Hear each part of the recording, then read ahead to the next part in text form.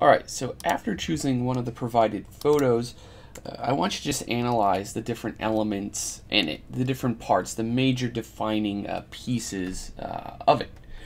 And that's going to be our building blocks for the next stage. So basically, this scene, the primary elements are trees. We have a house, which is the actual subject. I'm going to color code these actually. So house is blue. None of these colors will make literal sense except for this. We have ground. We have water, or a river, or a lake, however you want to put it. And we basically have rocks and mountains. We'll group those together. I'm not going to count the sky. So right, that's 1, 2, 3, 4, and 5. Major elements that are going to be my building blocks. And remember, we're primarily practicing drawing as symbol making. So try to find your own abbreviated versions for each of these. Like my trees tend to look like this. Sometimes these ones will look like this. Maybe they'll look like that. The house, will be fairly rudimentary, something kind of similar in shape to that overall. And of course, rocks can look like that, and hills, and so on and so forth. But it's basically doing a shorthand version of the scene to really plan it out. And this will be all about iterations.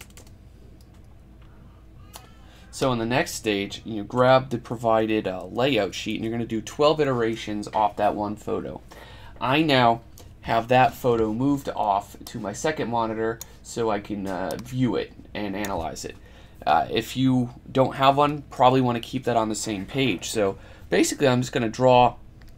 So basically, I'm just going to be drawing on the top layer and try to shorthand different versions of this scene. I always ask myself the question, where's my horizon line going to be? So in some cases, that's something you could almost do like an assembly line. You could just find a spot in the scene and almost just draw it. You don't have to kind of go through them all at once. This is just one way to approach it. Let's start with these 4. Right, so again, I'm going to try to find the best solution for making this scene using different compositions. So I'm going to start with the focal point, of course. I'm going to try our little house and our little cabin. I'm going to go with it about here in general. I think that's a pretty good spot for it. Now, how can I use lines and shapes and rhythm and stuff to really push this forward? Well, maybe if I want to go with the mountains, in the scene, I'll draw those next. That's the next kind of majorly large element. And so I'll draw a little line like that. Now, if I don't like it, which I don't actually kind of like that, I'm just gonna get rid of it. I want to make this work. I may do something kind of like that. That's pretty simple, but I'm not really feeling, those lines. Let's go with something kind of like that. I want to keep it simple. I do want to show that there is some form, so like maybe I'll do something kind of like that. Let's keep it simple. It's a house on a hill. Now, to create spatial sophistication and overlaps, what I'm constantly going to do is try to now sandwich this in with my graphic elements, of trees. They're going to look like this, I guess, in this scene. So I'm going to try to find a good pattern and rhythm to really block this thing out in the scene. So see, like a big one, a little one, another one that's slightly larger. And these, since they're behind the horizon line, they're implying that they're back there.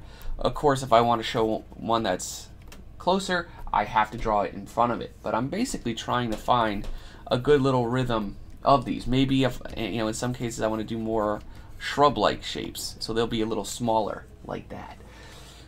So here's the next part of my puzzle. See, here's another one that's going to cross the line, and again, maybe this will look really good if I just make a tree line, something like that in the background.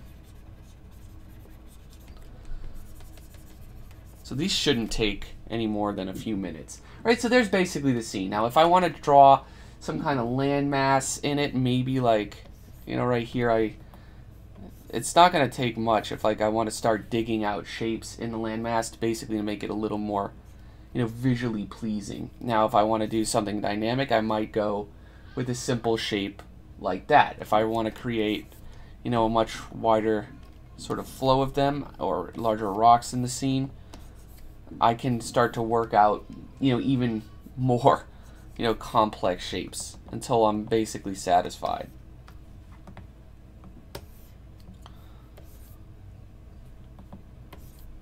So these could be kind of rocks, some kind of shore.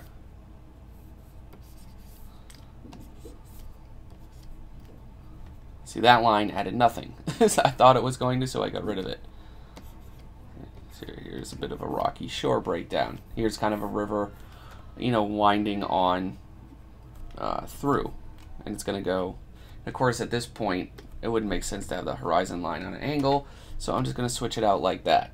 So see, a very simple scene structure. I used all the same elements, but kind of changed up the rhythm of that. Now, if I want to create another shape in the background for like the, you know, the sky, maybe that's what that line could represent. All right, so moving forward, let's try, you know, let's try something a bit different. What if I decide to put the house,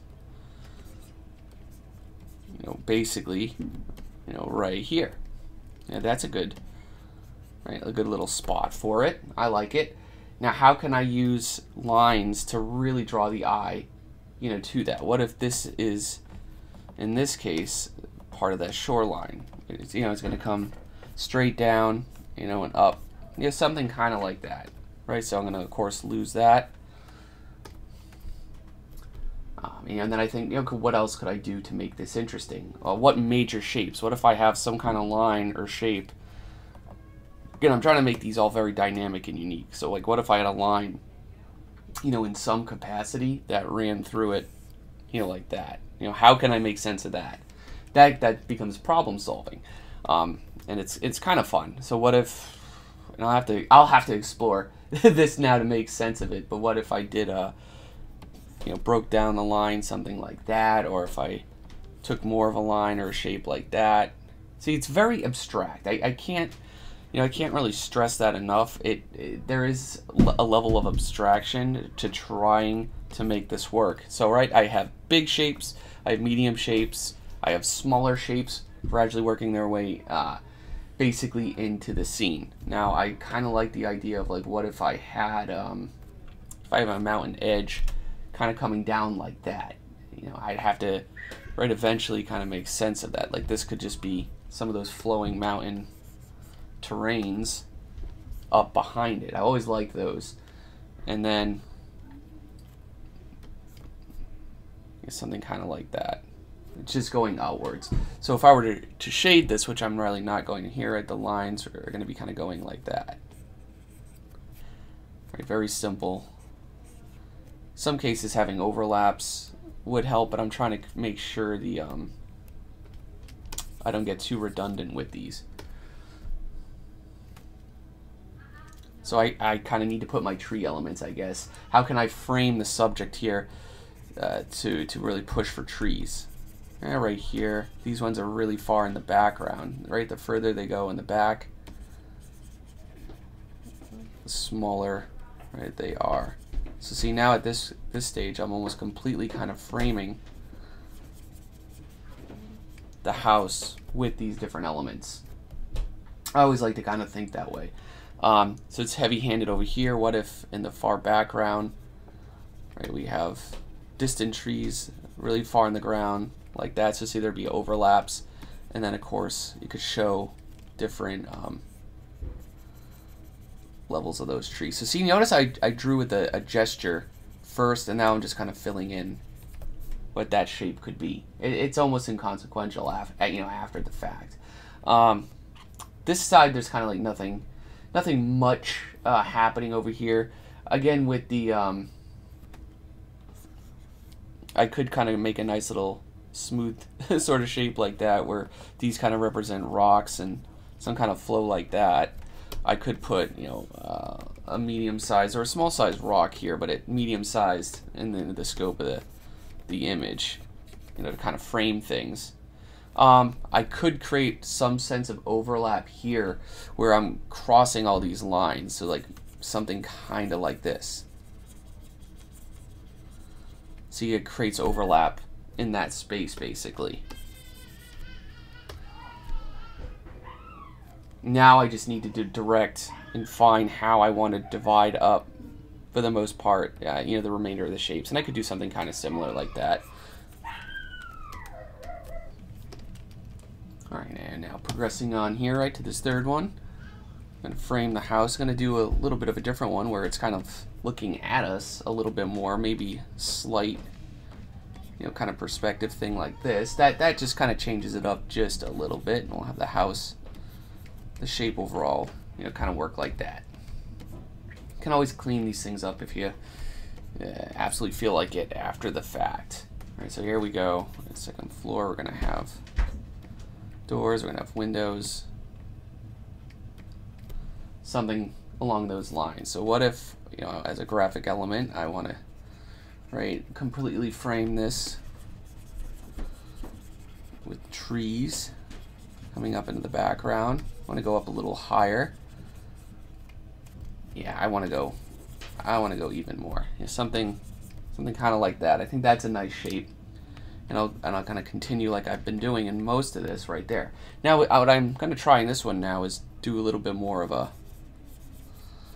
one in front of it. That's a nice way to kind of sandwich the design a little bit. And what I may do just to reinforce that that's on a hill is straight up just kind of drawing it, you know, downward a little bit. And what I might try to figure out here, all right, a little bit of a time lapse there. My boiler kicked in.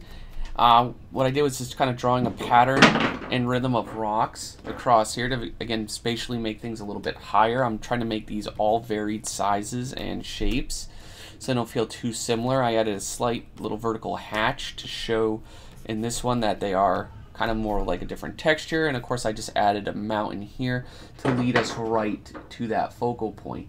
So what these may be doing, I'm not really concerned overly what's happening back here, but again, if I wanted to draw out, you know, maybe like a few different shapes, it's inconsequential. It's very far in the background. I'm not worried about it. What I may try to do actually to help the graphic read is actually just shade up the water a little bit now. I just had a thought. You see, it's part of that graphic read there. I kind of like that. So, yep, there's number 3, and moving, of course, to number 4. What I really haven't tried actually is much of kind of like a straight up side view of sorts. They all kind of start that way, but maybe in this case, again, I can go with a little bit of a horizon line like that, you know, and then bring in a little bit more of that shore, you know, very directly like so. And now we can just wedge this house, kind of similar to this, but I have a different idea in mind. And that's the spirit of this assignment, is to using minimal resources and simple techniques is to not fall flat. You never know what a client will and what will require. Sometimes they need 10 different shots of the same thing, sometimes it's not. You know, either way, it's good to be able to really just iterate on something without burning out at like 3. This also has another added benefit in the fact that it will help you basically not get too attached to one idea too soon. Right, because you can't commit to the first one because, hey, you got like 12, 15 more, right? So again, I'm finding patterns, rhythms, and lines to show that the forest here on the edge, right, is very dense in this version. Right, some of the trees coming up, negative spaces here and there, but right, overall, very simple. Of course, we can have a few rocks, right, and shape coming down there. Simple enough, but most of this scene, I think I'd want to emphasize, you know, with it being in the water. And of course, we can have some sort of simple rendition of the mountains in the back, really far trees. Either way, it doesn't matter. And what I do in this one to emphasize, right, more of the, I'm gonna make the brush a bit bigger, more of the water, is kind of show a little bit of that reflection in a way. And that's kind of what these two trees framing the house. I'm using a very basic compositional technique to really just frame that house. It's a frame within a frame. It's a not a dirty old trick, but it's one of the older, you know, tricks in the book. Right? So we have some of the water, and we have the trees now. Simple enough. All right, number 5. I could try something drastically different in this one. Maybe where the house is kind of seen way up, you know, on the slope of the house itself, on the mountain rather. So right, it's going to be kind of wedged into there. I'm trying to find the best line for it.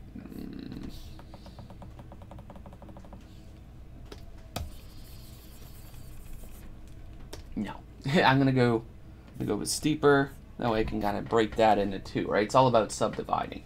So now how can if I'm gonna stick the house kind of like, you know, right here. And again, I'm botching kind of some of that shape, but it's got to read, you know, kind of like that anyways. And pattern rise with the tree. We'll show there's little ones in the back like that. Maybe, you know, right here there's a taller one, and I might try to find a nice pattern and rhythm of these trees at this point. Of course, in a scene now like this, the water is not even going to be not going to be a factor. I'm not going to have it in. And now I can just see how I want to frame up, right, the rest of the scene with lots of trees. How can I use and imply different patterns and rhythms with the line to bring the viewer's eye here, but in a way without doing it in a ridiculously obvious way, which I'm already kind of potentially running into.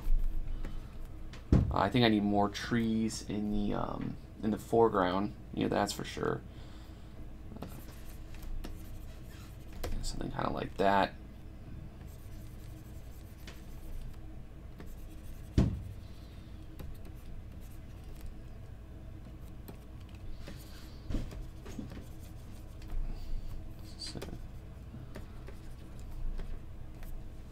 Yeah, I can go with that. You know, just basically keeping it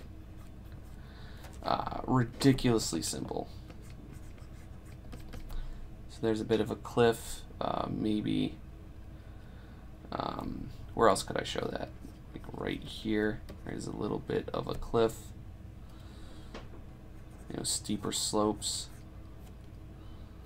and maybe like right there. So see, different languages, or visual languages. We got the trees doing their thing, simple symbol. We have the house, the ground, and some of the vertical slopes. All right, so number 6. Just try to change this one up.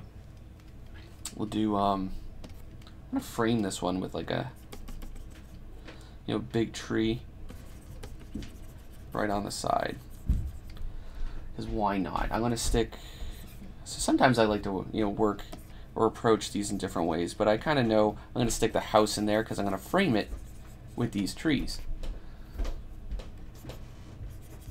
So not a right or a wrong way to kind of do this. So you're going to get a little bit smaller of a brush or whatever kind of you're using to make marks. And now I can stick, you know, the house in here. It's going to be a little bit larger than I've been making it, because why not? Factor in that perspective a little bit better. So we're going to stick that in there. Right now we can see different trees right in the background. It's a nice little pattern and rhythm to everything, and with the background mountains right like that. So they're going to be doing their thing like so. Now I just need to establish what this ground is in fact doing, and I'm going to try to do that through the use of these shapes. I'm going to start, you know, relatively simple, something kind of like that, where it's just a little bit more gestural than anything. Yeah, I don't necessarily like that. Let's come in like this, stick that like that, and this won't be water in this case. I rather just have this almost like a path.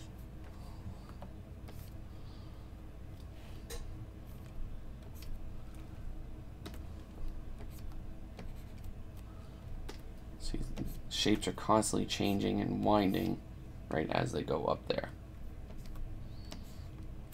Something kind of like that, so you could have more rocks or more shrubs. See more visual patterns, right, for overlapping, like that. And then this is just, right, this is just straight up, in this case, ground.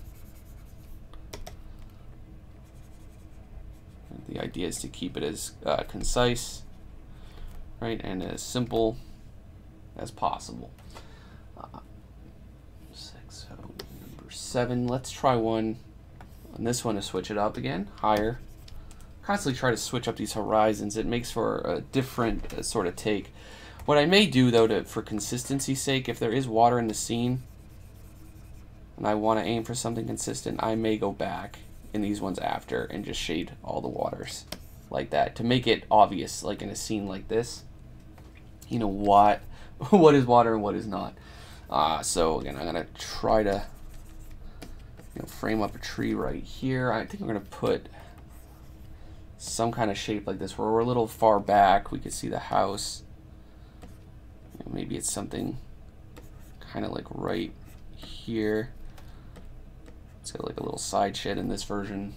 All right, we'll erase these lines. So see, so many different ways to say the same thing.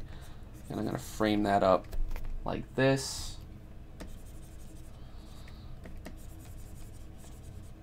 And like that. So I like having these ones go right out of the composition there. It's a nice bit of a take for it. It's kind of going out. So that's a group and a cluster of trees. I may have a different water bank with the land in the back going like that, kind of pointing to the house. A little discreetly, we have the water kind of flowing in and around, you know, this scene. And of course, right, for added balance, the trees in the background here, right, would be something right along those lines. Now, I didn't really utilize logs in the water or anything like that, but I mean, I could really start to, you know, I'm gonna go back at a camera because that'll take too much time to do all that water, shading. 8, let's go. This would be a different one where we'll go with like a high horizon, but rather doing kind of a close-up shot like this, you could almost do one if it's like way up on the like almost like way up on a hillside. I really haven't, you know, done or, you know, utilized anything, you know, to that sort of capacity. It's kind of got a windy, right, sort of path going down, and eventually, right, we'll have the end of it where the cabin is way off there. We'll have a couple of trees, you know, like so.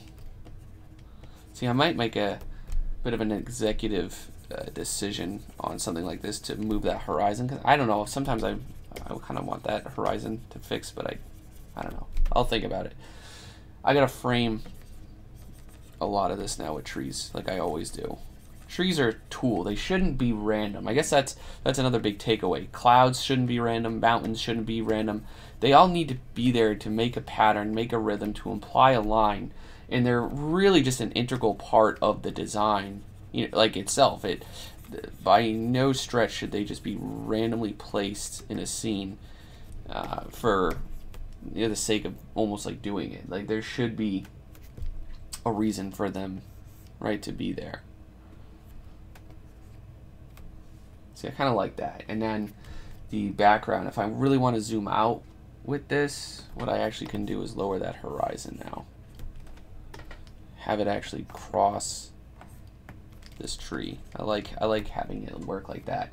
And then of course I can frame up the mountains, right? Having this go down there, this come way up here, something kind of like that. So this far off, right, into the background. And these can really do almost whatever they want at this point. I'm not really, you know, concerned. It's just kind of part of the flow, you know, of all of that.